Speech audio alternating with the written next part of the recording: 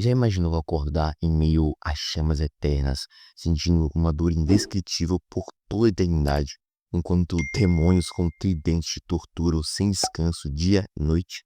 Essa imagem aterrorizante do inferno como um lugar de fogo, enxofre e tormento infinito está profundamente enraizada na nossa cultura. Mas será que isso é mesmo o que a Bíblia ensina? O que as Escrituras realmente revelam sobre o inferno? A resposta pode te surpreender, eu espero, e até transformar completamente a sua compreensão sobre Deus e o destino final daqueles que rejeitam seu amor. Hoje, nós vamos entender esse tema fascinante e, muitas vezes, mal compreendido. Vamos examinar textos originais, explorar o contexto histórico e desvendar o verdadeiro significado por trás desse conceito que, para muitos, é motivo de grande angústia espiritual. E acredite, compreender corretamente o que a Bíblia diz sobre o inferno não pode apenas aprofundar seu conhecimento das Escrituras, mas renovar sua fé e sua visão sobre o caráter de Deus. Antes da gente continuar, se você está gostando desse conteúdo, não esqueça de deixar seu like e compartilhar com alguém que também poderia se beneficiar dessas reflexões. Aproveita e comenta aqui embaixo nos comentários qual a sua passagem que mais te traz confusão sobre o inferno.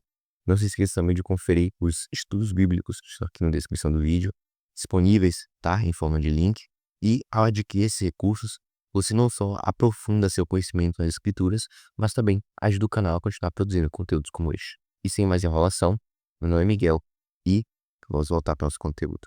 Quando nós pensamos no inferno, geralmente visualizamos aquelas imagens medievais de almas ardendo eternamente em um lago de fogo ou representações artísticas inspiradas na Divina Comédia de Dante. Mas você sabia que grande parte dessas imagens são mais influenciadas pela literatura e arte do que pelo texto bíblico propriamente dito? Na realidade, a Bíblia usa diferentes termos e símbolos para falar sobre o destino dos que rejeitam a Deus. E entender isso é fundamental para uma interpretação mais fiel das Escrituras. Vamos começar pelo Antigo Testamento. No hebraico, uma das línguas originais da Bíblia, o termo usado para se referir ao lugar dos mortos é Sheol.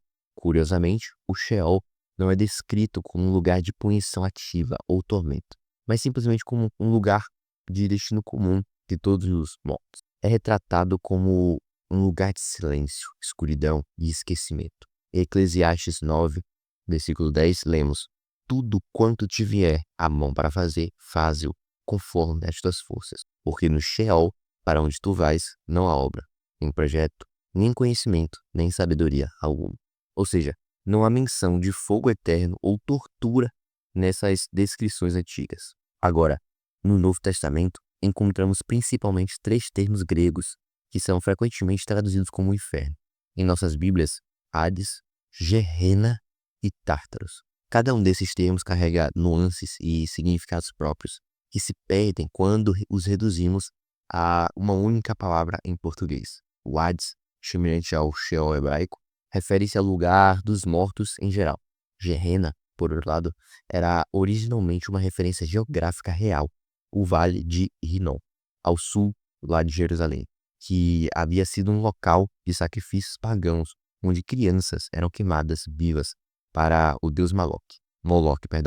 No tempo de Jesus, tinha se tornado um depósito de lixo, onde o fogo queimava constantemente para consumir os detritos e cadáveres de animais. Jesus usou essa poderosa imagem para ilustrar a destruição e o julgamento divino, não necessariamente um tormento eterno consciente. Quanto ao Tártaros, tá? Esse termo aparece apenas uma vez no Novo Testamento, em 2 Pedro, capítulo 2, versículo 4, que se refere especificamente a um lugar de confinamento para anjos caídos, não para seres humanos. É interessante notar também que Pedro empresta esse termo da mitologia grega, onde Tártaros era a região mais profunda do submundo, destinada à punição dos ímpios. Mas e quanto às imagens de fogo e de enxofre que aparecem no livro de Apocalipse? É importante lembrar que o Apocalipse é um livro altamente simbólico, cheio de metáforas e imagens vívidas. O lago de fogo mencionado nesse livro é descrito como a segunda morte, em Apocalipse, capítulo 20, versículo 14. Isso nos leva a uma questão crucial.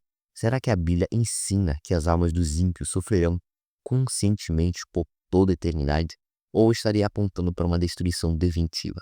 Alguns teólogos e estudiosos defendem a visão do aniquilacionismo, a ideia de que as almas dos não salvos serão eventualmente destruídas, deixando de existir, em vez de sofrer eternamente. Eles apontam para passagens como Mateus capítulo 10, versículo 28, onde Jesus diz: "Não temais os que mataram o corpo e não podem matar a alma. Temei antes aqueles que podem perecer no inferno, tanto a alma como o corpo." O verbo perecer aqui nesse versículo sugere destruição, não preservação em tormento. Existem outros versículos que parecem apoiar essa visão também. Em João capítulo 3, versículo 16, por exemplo, o contraste não é entre a vida eterna e o tormento eterno, mas entre a vida eterna e perecimento. Em Romanos capítulo 6, versículo 23, Paulo escreve que o salário do pecado é a morte, mas o dom gratuito de Deus é a vida eterna em Cristo, nosso Senhor Jesus. Novamente, o contraste, é entre morte e vida, não entre sofrimento eterno e bem-aventurança eterna. Por outro lado, existem passagens que parecem sugerir um tormento consciente. Em Apocalipse, capítulo 14, versículo 11, vemos sobre aqueles que adoram a besta, e a fumaça do seu tormento sobe pelos séculos dos séculos, e não tem descanso nem de dia nem de noite. Jesus também conta a parábola do rico e Lázaro em Lucas capítulo 16, onde o homem rico está consciente e sofrendo do AIDS. No entanto, muitos estudiosos apontam que essa é uma parábola, não uma descrição literal da vida após a morte, e que Jesus estava usando elementos da cultura popular para transmitir uma mensagem sobre compaixão e justiça, não para fazer uma declaração teológica sobre a natureza exata do inferno.